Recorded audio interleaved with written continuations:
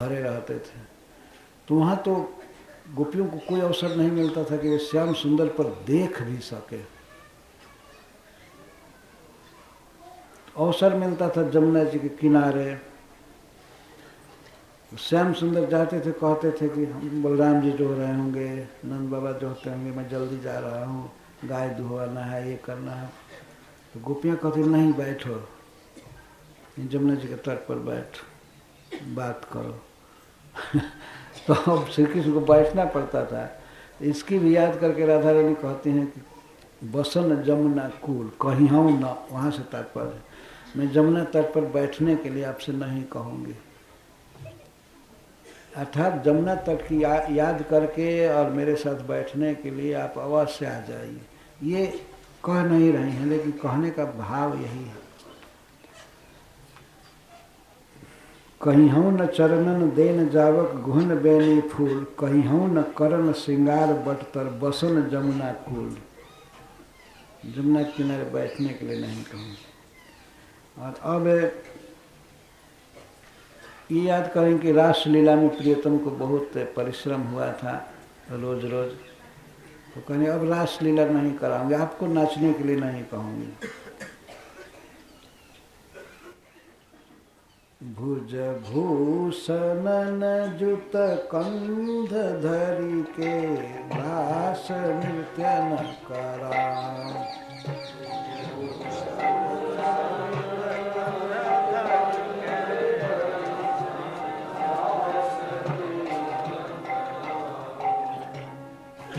भुज भूषण जुत, मेरे भुजा में बाह में अनेक भूषण रहते थे, चूड़ियाँ रहती थी, क्या क्या।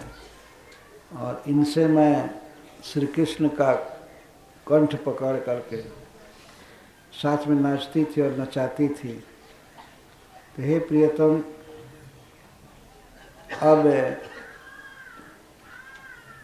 भूषण युक्त अपने भुजाओं को आपके कंध पर रख करके मैं आपसे नृत्य नहीं कराऊंगी, रास नृत्य न कराऊँ, रस लीला नहीं कराऊंगी। हम बस आराम से खाइए पीजिएगा, नाचिएगा मत। अद्भुत ये उक्ति है। और हाँ संकेत निकुंज बसी के दूती मुख न बुलाऊं। और संकेत वन में, जहाँ संकेत गांव है, मैं संकेत वन में बैठ करके और दूती भेज करके ललिता को या विशाखा आदि किसी को भेज करके आपको बुलाऊंगी नहीं। राधा रानी भेजती थी दूती और बुलाती थी। तो ये भावना करें कि शायद कृष्ण को आने में बहुत परिश्रम हुआ। पैदल ही आना था ना, कोई मोटरसाइकिल और कार तो थी नहीं, तो परिश्रम पड़ता था श्री कृष्ण को आने में। उनके हिसाब से, राधा रानी के हिसाब से, भाव से। तो अभी मैं संकेत निकुंज में, संकेत का अर्थ होता है स्त्री पुरुष का मिलन स्थल। संकेत बिहारी हैं राधा रमन जी, संकेत गांव में, नंदगांव बरसाने के बीच में पड़ता है संकेत। तो संकेत का अर्थ है समय संकेत निकेतन वैसल, पुनित तो ही बोला। संकेत का अर्थ है स्त्री पुरुष के प्रिय प्रियतम के मिलने का स्थान। संकेत का अर्थ ये नहीं होता है कुछ इशारा, इसका यह अर्थ नहीं है संकेत। तो ऐसे स्थान पर संकेत बल में मैं दूती मुख न बुलाऊं, दूती को भेज करके मैं आपको नहीं बुलाऊंगी। ये सब गलत लीलाएं हैं। इसको श्री गोपी जान और विशेष करके श्री राधा रानी एक अपराध की भावना करके कृष्ण से व्यक्त कर रहे हैं, जबकि ये कृष्ण का सौभाग्य था। कृष्ण अपना सौभाग्य मान करके ये सब कार्य करते थे, गो चराना या राधा रानी का श्रृंगार करना। और अपने आनंद में वे दही लूटते थे, माखन मांगते थे। और गोपियाँ जब जसोदा जी से शिकायत करने जाती थी तो श्री कृष्ण बहुत आनंदित होते थे। पर अब इन सब कामों को अपराध मान करके गोपियाँ कह रहे हैं कि अब हम ये सब नहीं करेंगे, आप अवश्य आइए, आपको कोई परेशानी नहीं होगी, न चरण में गिर कर मनाना पड़ेगा, न श्रृंगार करना पड़ेगा, न रासलीला करनी पड़ेगी, तो अवश्य आप आइए। राधा रानी कहती हैं, एक बार जो दरस दिखबहु प्रीति पंथ बसाए, चंवर करो चढ़ाए आसन नयन अंगन लाए। हे प्रियतम, आप एक बार ब्रज में आ जाइए, मैं आपको आसन पर बैठा करके आप चामर डुलाऊंगी, पंखा डुलाऊंगी, और मैं नयन अंगन लाए, मैं पूरे नेत्र से आपको देखूंगी, दर्शन करूंगी, अपने शरीर से आपकी सेवा करूंगी। जो भी सेवा है मैं साथ आपकी सेवा में समस्त देह को लगाऊंगी, भोजन बनाना और पाद संवाहन आदि करना, ये सब सेवा करूंगी, लेकिन आप एक बार आइए। एक बार जो दरस देखबहु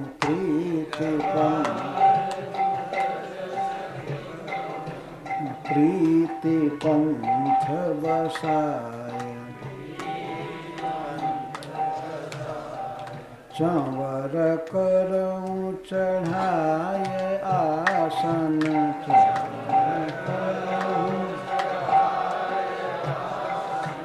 नयन अंगन लाए,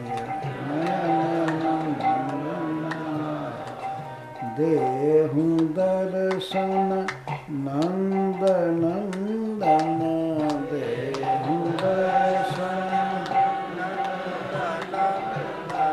मिलन ही की आस, सूर प्रभु की कुंवर छवि को, सूर प्रभु की कुंवर छवि को, मरत लोचन प्यास।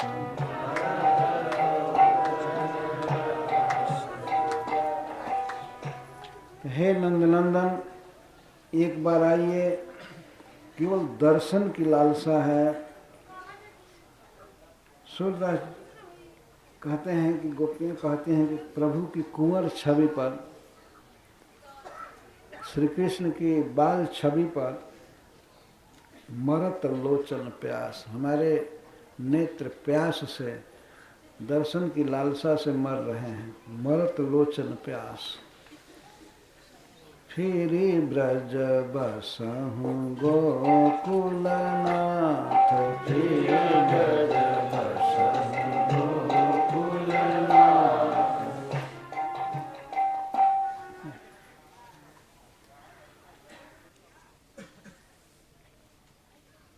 ये राधा रानी का ही खास उद्गार है यह पद, फिर ब्रज बसहु गोकुल नाथ।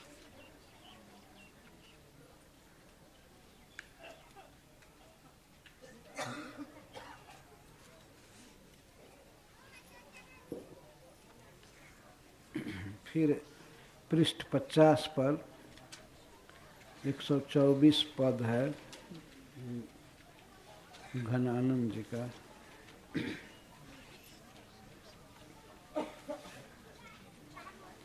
छवि को सदन मोद मंडित बदन चंद, छवि को सदन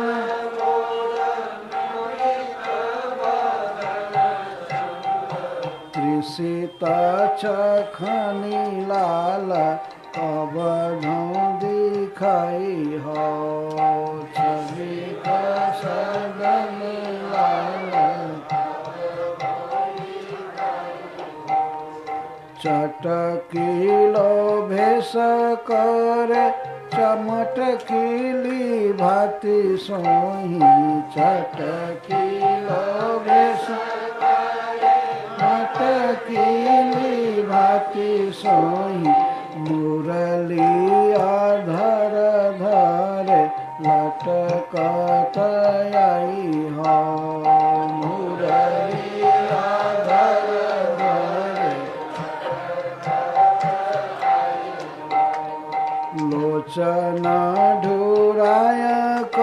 कछु मृदु मुस्काय नेहा मोचन डोराय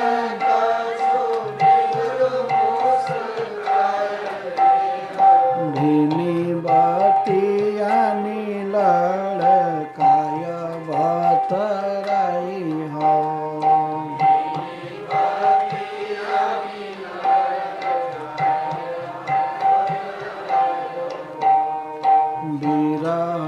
जरत जिए जानी प्राण प्यारे कृपा विरह जरत जिए प्राण प्यारे कृपा निधि आनंद को घन बरसाई हो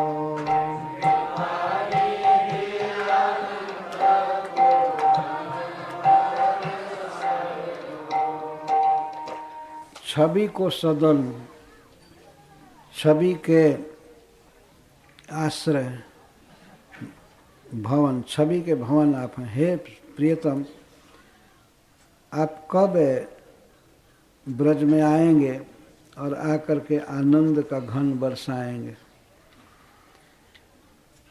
आपका स्वरूप सौंदर्य का आगार है और मोद मंडित बदन चंद, परम सुंदर शरीर को और प्रसन्नता से मंडित बदन चंद्र को, हमारे त्रिषित नेत्रों को, प्यासे नेत्रों को हे लाल कबधों दिखाई हो, कब आकर के दिखाएंगे? आप अपने परम सुंदर शरीर को और प्रसन्नता से सुघराई से मढ़े हुए बदन चंद्र को कब दिखाएंगे? हमारे लोचन प्यास से तड़प रहे हैं। चखनी मन आँख, चटक किलो भेष करे मटक किली भांति सोही। आप अपने चटकीले वेश में जो पहले यहाँ ब्रज में रहते थे और मटक किली भांति सोही, चटक मटक इसको कहते हैं। मुरली अधर धरे लटकत आई हो, और मुरली को अधर पर रह करके और झूमते हुए गाते हुए कब आएंगे हमारे सामने? लटकत आई हो, लटकत का अर्थ है कि टेढ़ी चाल से चलते हुए झूमते हुए आएंगे। लोचन ढुराए कछु मृदु मुस्काए, आप आँखों से हम पर देखते हुए और हमको देख करके मुस्कुराते हुए। नेह भीनी बतियानी, स्नेह से सिक्त बात कब आप बोलेंगे? लड़काए बतराई हो, हमसे कब आप बात करेंगे? और लड़काए बतराए, जैसे पुराने आदमी बात करते हैं, सयाने आदमी, वैसे नहीं। श्री कृष्ण लड़के हैं ही, लड़के की तरह कुछ बोलना, कुछ मुस्कुराना, आधी बात बोलना, फिर और कुछ दूसरी बात बोल देना। लड़काए बतराई हो। विरह जरत जिए जानी आनी प्राण प्यारे, मैं विरह में जर रही हूँ इसको जान करके, हे हमारे प्राण प्यारे, हे कृपा के समुद्र, कृपा निधि, आनंद को घन बरसाई हो। आप हमारी दशा देख करके आनंद का घन बरसाएंगे, हमें परम आनंद होगा। घन माने बादल। भगवान कृष्ण को आनंद घन कहते हैं या घनानंद, और कवि का नाम भी है आनंद घन, घनानंद। छवि को सदन मोद मंडित बदन चंद, छवि को सदन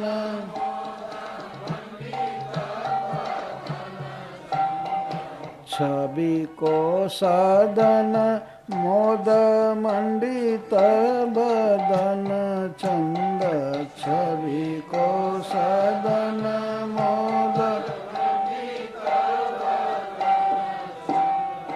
त्रिषिता चखनी लाल कबधों दिखाई हो। त्रिषिता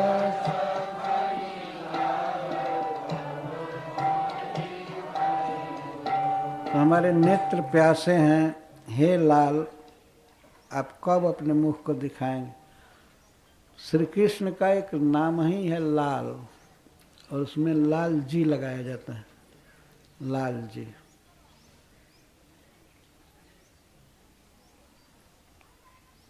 एकदम अगर लाल कहा जाए तो उसका अर्थ है श्री कृष्ण।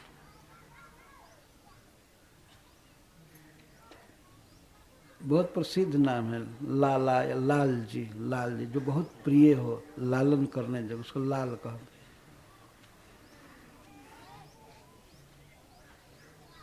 तो हे लाल आप कब अपने को दिखाएंगे? चटकी लोभेश करे मटकीली भांति सोही।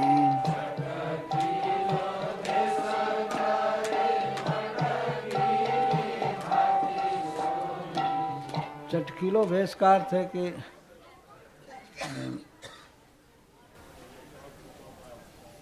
अपने ढंग का पोशाक आप अपने स्वयं ही पहनते हैं, ऐसा पोशाक कोई नहीं पहनता है।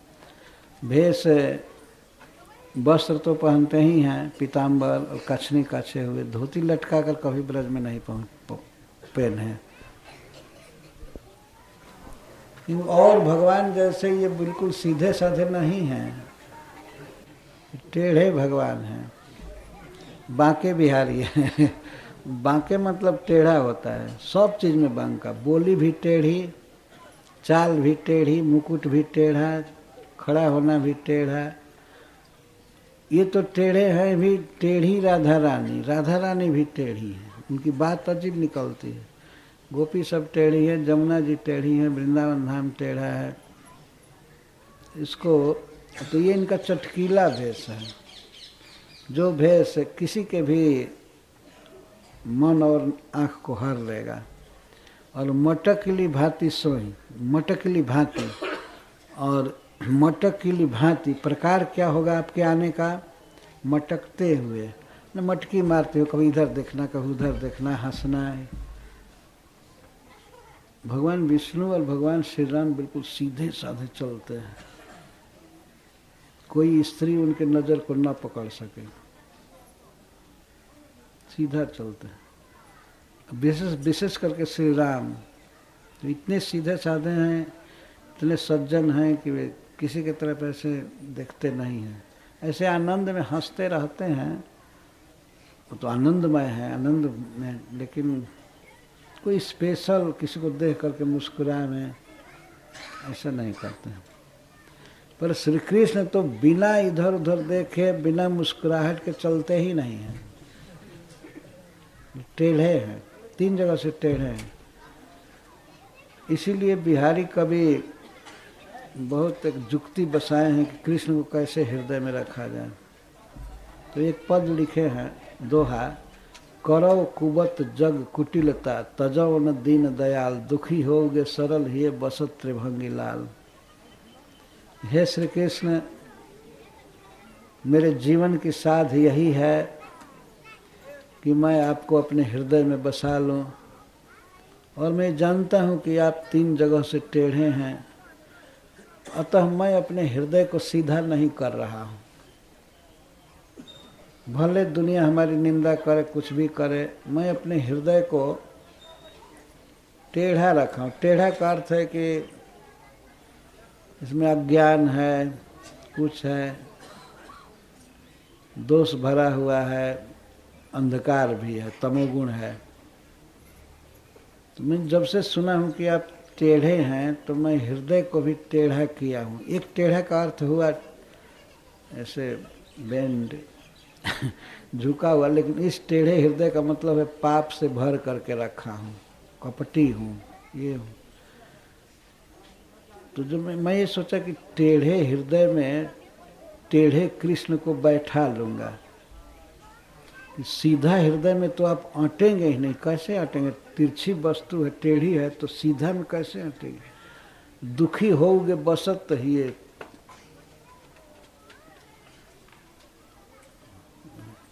करो कुबत जग कुटिलता, तजौ न दीन दयाल, दुखी होगे बसत ही। कैसे हैं? दुखी होगे,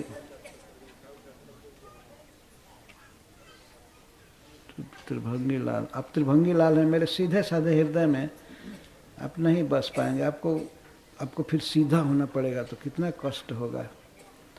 तो आपके साइज के अनुसार मैं अपने हृदय को बना करके रखा हूँ कि एक बार बैठा लूँ तो फिर आप निकल ना पावें। टेढ़े हृदय में टेढ़े कृष्ण रहते हैं। वो ये जुक्ति निकाले हैं कि कृष्ण को कैसे मैं हृदय में बैठाऊंगा। तो श्री कृष्ण चलते हैं तो मटकीली भांति, और वैसे ही बांसुरी मुरली अधर अधरी लटकत आई है। मुरली अधर पर दल रख करके और झूमते हुए, गाते हुए, मुस्कुराते हुए चलते हैं। श्री कृष्ण की चाल ऐसी है कि उस पर कौन नहीं मोहित हो जाएगा। इस तरह चलते, नाचते हुए चलते हैं।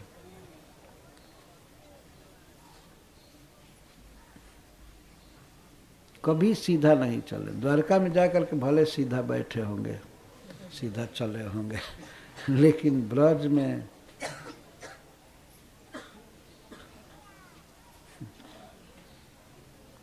ये मटकीली भांति, और उसी प्रकार से सो ही, मतलब उसी प्रकार से अधर पर मुरली रख करके झूमते हुए चलते। लोचन ढुराए कछु मृदु मुस्काए, नेह भीनी बतियाए लड़काए बतराए। आप कब अपने आँखों को ढुरा करके मेरे तरफ देख करके और मृदु मुस्काए, हल्की मुस्कान और स्नेह से भीनी बात करते हुए लड़काए बतराई। इस प्रकार से गोपीजन प्रार्थना करती हैं भगवान से। श्री गोपियाँ उद्धव जी को कहती हैं, व्यंग करती हैं, उद्धव जी आप बहुत भाग्यशाली हैं। कृष्ण के पास रहकर भी कृष्ण के प्रेम में आप फंसे नहीं, धन्य हैं आप, बहुत भाग्य है आपका।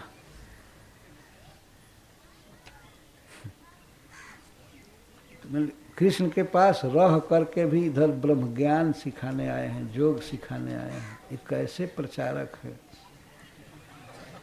अब ब्रह्मदूत हैं कि कृष्ण दूत हैं,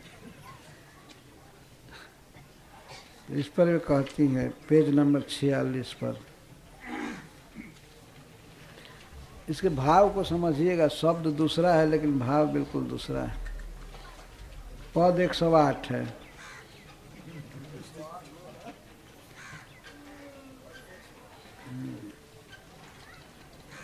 एक बार इसका अर्थ कर देता हूँ, गाएंगे दूसरे कोई भाव। उद्धव तुम हो अति बड़ भागी, अति बड़ भागी। उद्धव जी पर व्यंग कस रही हैं गोपियाँ। उद्धव तुम बहुत भाग्यशाली हो।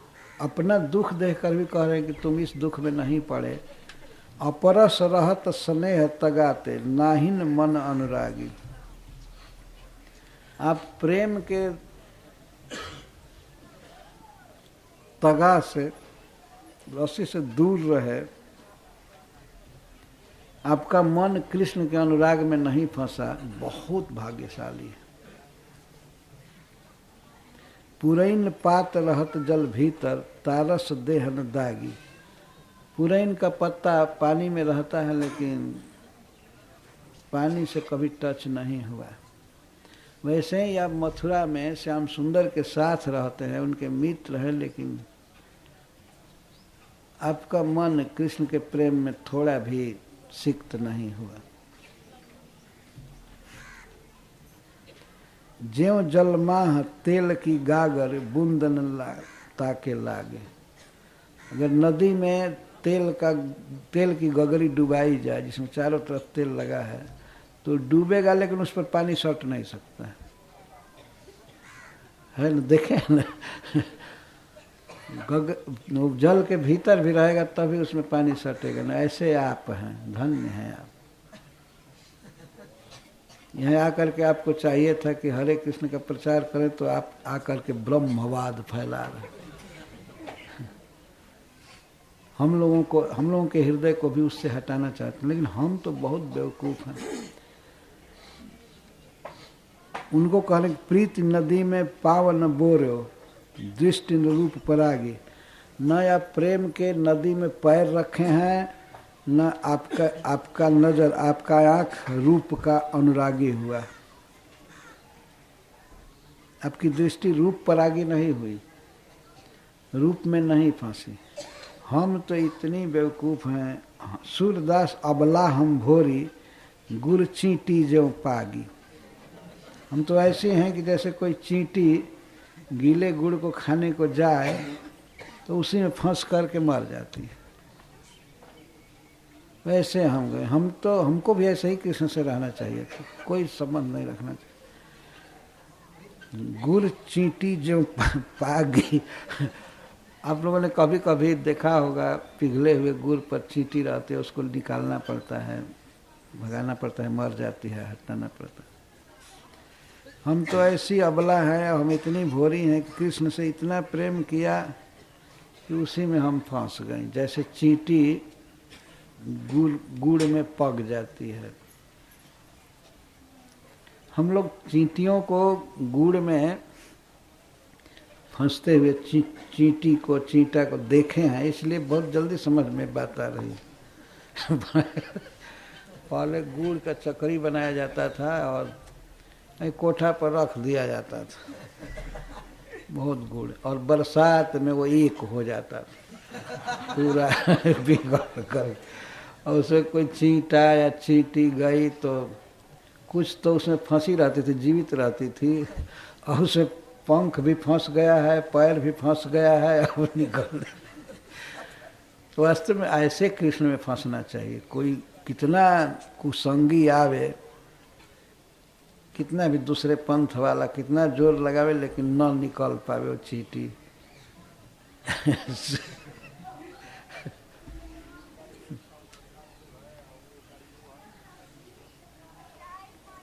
इसको गाइए चित्तचोर दास।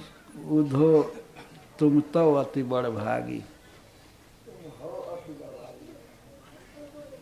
तुम हो अति बड़ भागी।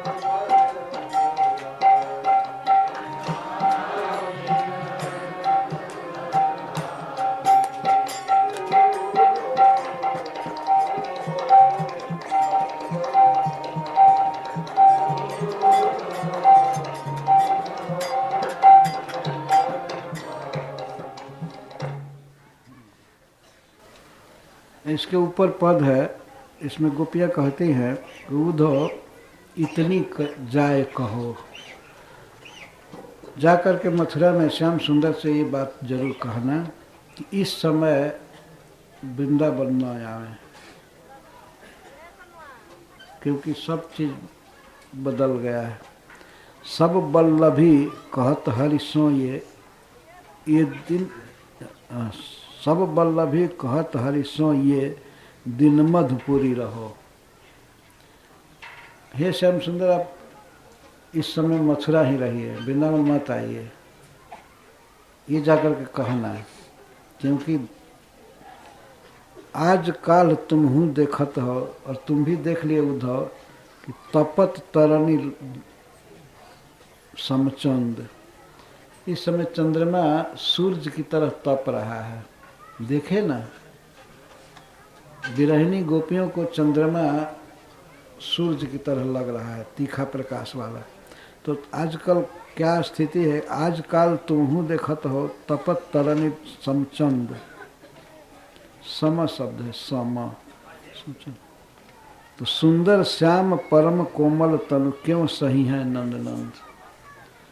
श्याम सुंदर तो अत्यंत कोमल शरीर वाले हैं, फिर इस ताप को कैसे सहेंगे। अतः यहाँ आने को मना कर दो। मधुर मोर पिक परुष प्रबल अति वन उपवन चढ़ी बोलत। वृंदावन के इस समय मोर और कोयल जो मधुर बोली बोलने वाले हैं, इस समय इनकी बोली बहुत परुष हो गई है, बहुत कठोर बोल रहे हैं। और वन में उपवन में पेड़ पर चढ़ चढ़ करके बोल रहे हैं, बहुत खराब लग रहा है। सिंह ब्रिकन सम गाय बच्छ ब्रज बीथिन बीथिन डोलत। और जहाँ तहाँ गौवे और बछड़े डोल रहे हैं, तो ऐसे लगते हैं कि सिंह और बाघ तेनुआ सब डोल रहे हैं। गौवें सिंह जैसी खराब लग रही हैं, बाघ जैसी काटने दौड़ती। तो ये गौवें भी बुरी लग रही है। आसन असन बसन विष अहिसम भूषण भवन सिंगा भंडार। आसन, जहाँ बैठने का जो जगह है, आसन, असन भोजन और बसन कपड़ा, ये सब विष जैसा लग रहा है। आसन असन बसन विष अहिसम भूषण, और भूषण सांप के समान लग रहे हैं। भवन भंडार, और भवन ऐसा लग रहा है कि जैसे भंडार हो, जितना भी खड़र मड़र जिसमें रखा गया है, भवन अच्छा नहीं लग रहा है, खराब लग रहा है। और जिततित फिरत दुसह दुल्म दुल्म प्रति धनुष लय सतमार। और जहाँ तहाँ वृक्ष पर, प्रत्येक वृक्ष पर कामदेव, सैकड़ों कामदेव अपना धनुष बाण लेकर के घूम रहा है मारने के लिए। वृक्ष बहुत खराब लग रहा है। सत मार का, मार माने कामदेव और सत माने सैकड़ों। तुम तो परम साधु कोमल मन जानत हो सब रीत। तुम तो विद्वान हो, साधु हो, ये सब रीति समझते हो। सूर श्याम को क्यों बोलाएं ब्रज बिनटा रे यह ईत। इस प्रकार की ये विपत्ति जो है ब्रज में, इसको जब तक टर नहीं जाती है तब तक वे क्यों आएंगे यहाँ, आना ठीक नहीं है। जाकर के कह देना कि इस समय मधुपुरी में रहे। ऐसे श्री कृष्ण के आते ही सब ठीक स्थिति हो जाएगी। लेकिन अभी गोपियों की भाषा देखे, वो कहते हैं नहीं इस समय कह दो वहीं रहने के लिए, यहाँ सब बहुत बुरा वातावरण है।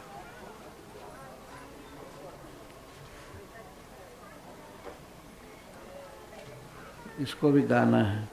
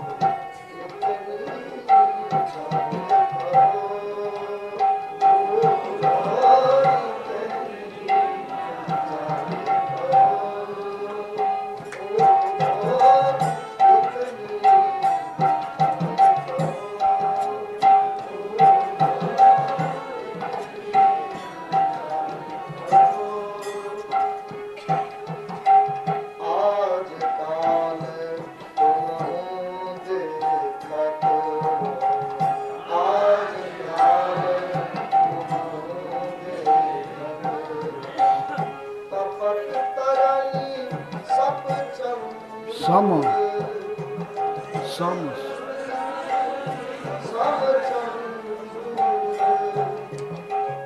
सुंदर श्याम परम कोमल तन सुंदर श्याम परम कोमल तन सुंदर श्याम परम कोमल तन सुंदर श्याम जो सही है